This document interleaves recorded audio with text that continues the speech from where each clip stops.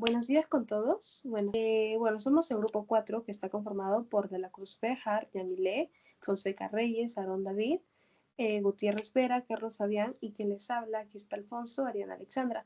En esta oportunidad nos toca exponer sobre las afasias y disfasias, que estos suelen confundirse, pero que en realidad tienen causas y características diferentes. La afasia y la disfasia, estos afectan en la comunicación, pero mientras uno aparece después de generalmente después de un accidente cerebral, el otro se manifiesta desde el desarrollo, que aparece en la infancia y se caracteriza como un trastorno del lenguaje.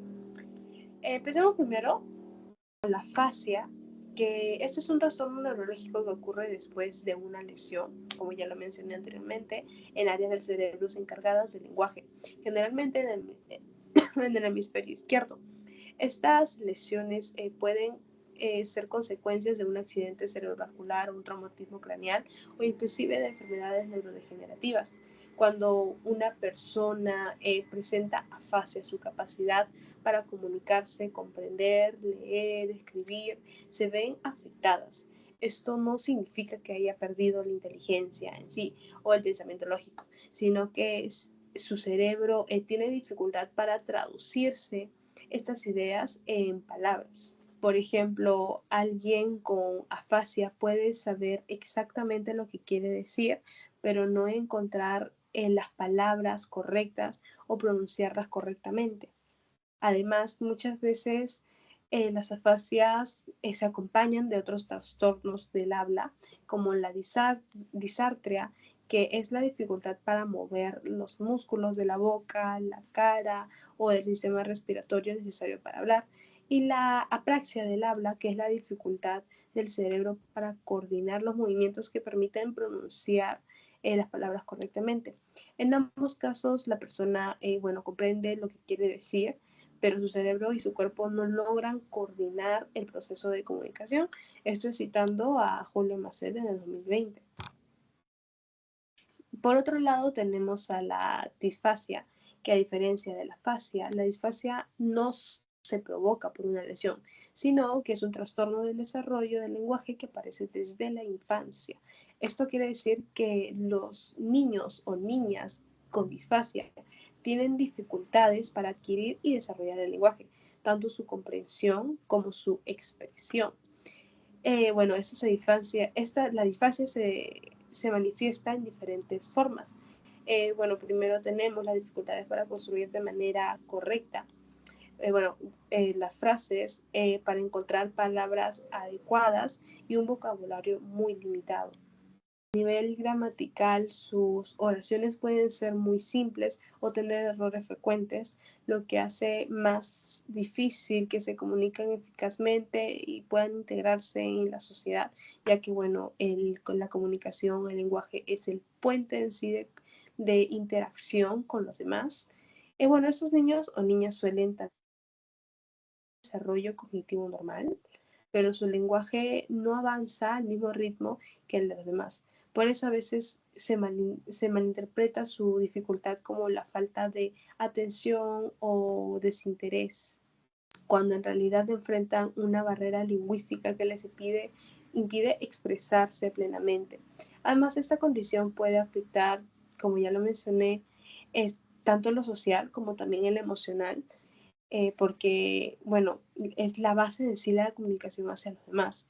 Y por eso la intervención temprana con apoyo especializados en el lenguaje es fundamental para su desarrollo e interacción en el entorno, citando a Martina Moschetti en el 2025. Reconocer sus diferencias, creo que es clave para poder así, de esa misma forma, ofrecer un tratamiento y apoyo adecuado como nosotros psicólogos, ayudando a que las personas que las personas que la padecen puedan expresarse o relacionarse mejor, aún así teniendo esos tipos de trastornos, y saberlo manejar y llevarlo adecuadamente. Ahora le voy a dar pase a mi compañera Yamile de la Cruz Béjar, que nos va a explicar los procesos cognitivos implicados en estos trastornos. Adelante, Yamile. Bueno, procesos cognitivos involucrados. Las asfasias y las disfasias son trastornos del lenguaje que afectan diferentes procesos cognitivos. En otras palabras, no solo se trata de no hablar bien, de no entender, sino también es una alteración más profunda en cómo el cerebro procesa y organiza el lenguaje. En el caso de las asfasias, son trastornos adquiridos por una lesión cerebral. Las personas pueden tener dificultad para articular palabras, recordar vocabulario, entender o organizar oraciones gramaticales correctas. Esto ocurre porque se ven afectadas áreas cerebrales importantes como el área de Broca y el área de Wernicke, que son las encargadas de producir y comprender el lenguaje.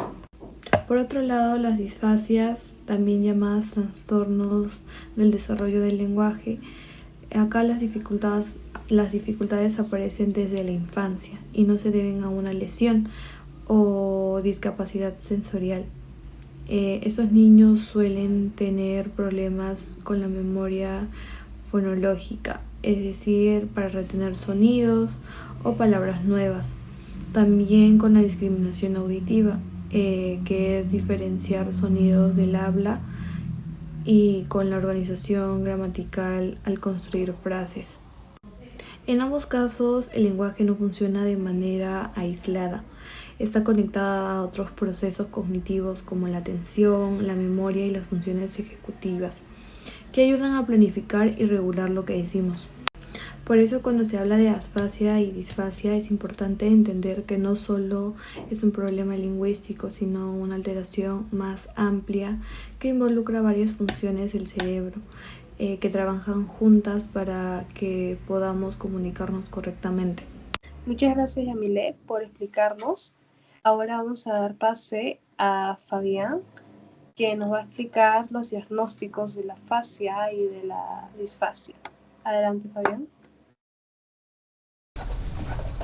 Bueno, la evaluación diagnóstica de la afasia se inicia más que nada con un estudio clínico, donde se detalla el inicio del modo de inicio, si este fue repentino o progresivo. Se puede detectar más que nada la mano dominante del paciente, los factores de riesgo vasculares y los antecedentes relevantes, ya sean la epilepsia, la migraña o la demencia. Esto es fundamental porque orienta la sospecha etiológica, evita confusiones con trastornos del desarrollo y psicoprácticos. Posteriormente se realiza una exploración neurológica que incluye pares craneales, fuerzas motoras, reflejos, coordinación y búsqueda de signos vocales. La evaluación forma más que nada se puede emplear pruebas estandarizadas y variadas a poblaciones hispanohablantes, como puede ser el caso del test de Barcelona y la Western Apatia Battery revisada, que esta más se encarga de evaluar la fluencia, la comprensión auditiva, la repetición, la denominación y la lectura y escritura de manera sistemática, permitiendo clasificar así el tipo de afasia que puede llegar a tener el paciente. Bueno, ya. Bien. Para continuar, tenemos la evaluación torácica de la disfasia, que comienza con un estudio clínico que se enfoca más que nada en el desarrollo del niño, a qué fueron sus primeras palabras, cuándo fue la formación de las frases, el nivel de educación de los padres y la presencia de antecedentes familiares, en dificultades ya sean lingüísticas, de lenguaje o aprendizaje. Si nos pasamos en un contexto como el peruano,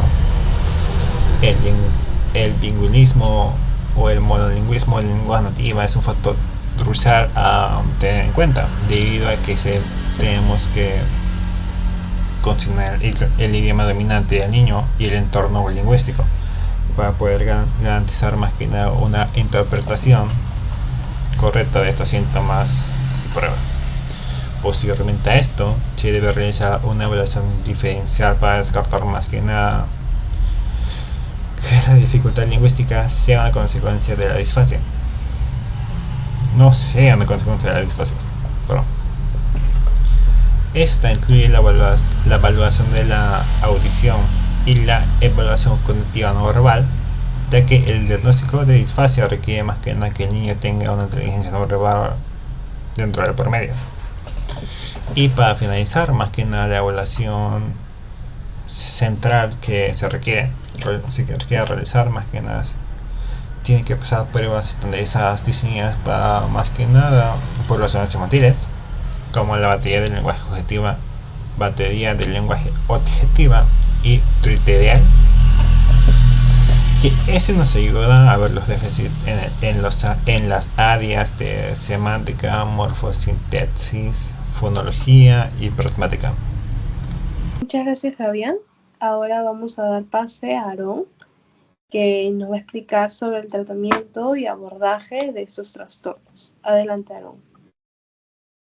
Ok, y hablando sobre el abordaje y cómo tratarlo, tenemos dos formas, y cada por afasia y difasia. Para la afasia tenemos tanto como la terapia de entonación melódica como la comunicación aumentativa y alternativa. En la terapia de entonación melódica es una intervención muy interesante, puesto que trabaja el lenguaje a través de la música. Pero ¿por qué funciona? Bueno, esto funciona porque cuando el hemisferio izquierdo del cerebro, el cual es el encargado del lenguaje, está dañado, podemos activar el hemisferio derecho a través del ritmo y la melodía. En esta terapia, el terapeuta le pide al paciente que cante o entone frases cortas como quiero agua, hola o gracias.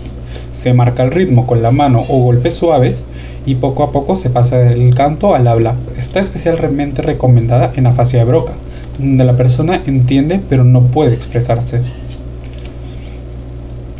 Y en la comunicación aumentativa alternativa, esta estrategia se usa cuando el lenguaje oral está muy limitado. La comunicación aumentativa alternativa consiste en ofrecer otras formas de comunicación, tales pueden ser pictogramas, gestos o aplicaciones en tablets. No se trata de reemplazar el habla, sino de darle al paciente herramientas para comunicarse mientras se trabaja en la recuperación del lenguaje. Por ejemplo, si quiere decir baño, puede señalar un pictograma, esto reduce la frustración y permite mantener la autonomía en actividades diarias. Y para hablar sobre el tratamiento para las difasias, tenemos sobre la estimulación del lenguaje en contexto. Esta intervención consiste en trabajar el lenguaje en situaciones reales y significativas. No se trata de ejercicios formales, sino de que el niño aprenda a usar el lenguaje mientras juega, explora o interactúa. Por ejemplo, si el niño está jugando con un carrito, el terapeuta le puede decir: el carro sube, el carro baja, ahora el carro va rápido. Cuando el niño está dentro del contexto que le interesa, es más fácil que incorpore nuevas palabras y estructuras. Lo principal es que el lenguaje se enseñe en acción, no aislado. Y en el modelado lingüístico tenemos que este consiste en reformar o ampliar lo que el niño dice de manera natural. Si el niño, por ejemplo, dice perro come, el terapeuta le tiene que responder: sí, el perro come croquetas, el perro come galletas. El niño no repite de forma obligatoria, solo escucha una versión correcta y más completa. Así aprende sin presión mediante exposición y repetición natural.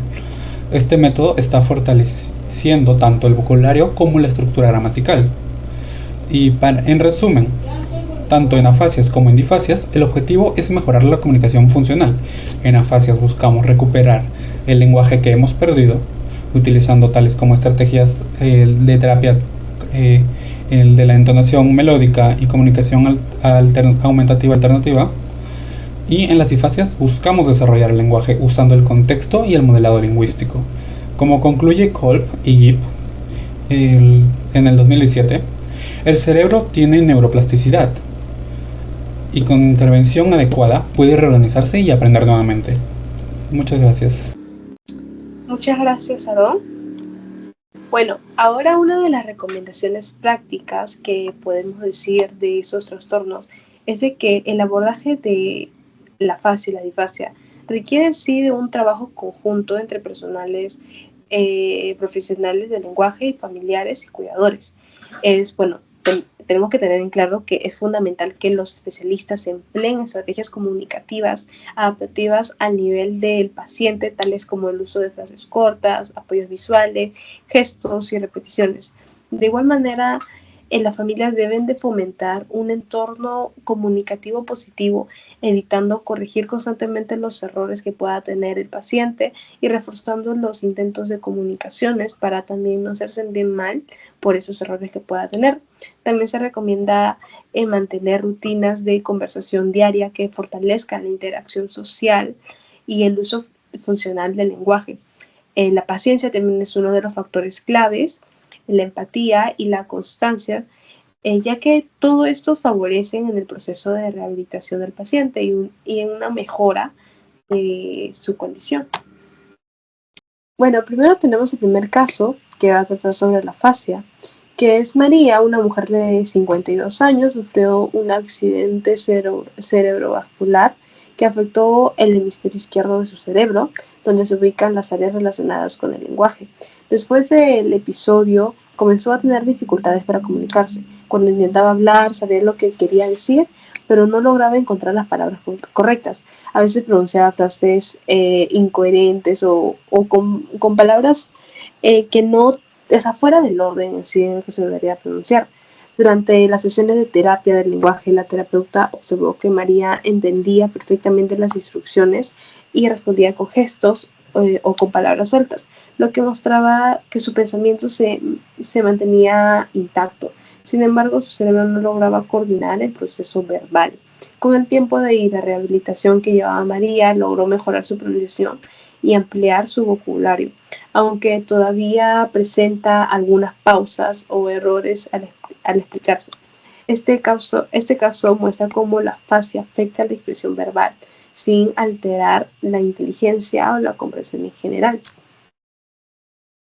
Segundo, tenemos el caso de la disfasia, que es Mateo, un niño de 5 años, fue llevado al centro de estimulación temprana porque no hablaba con claridad y tenía dificultades para formar frases. Aunque entendía órdenes simples como tráeme la pelota o siéntate, apenas podía unir 2 o 3 palabras al hablar.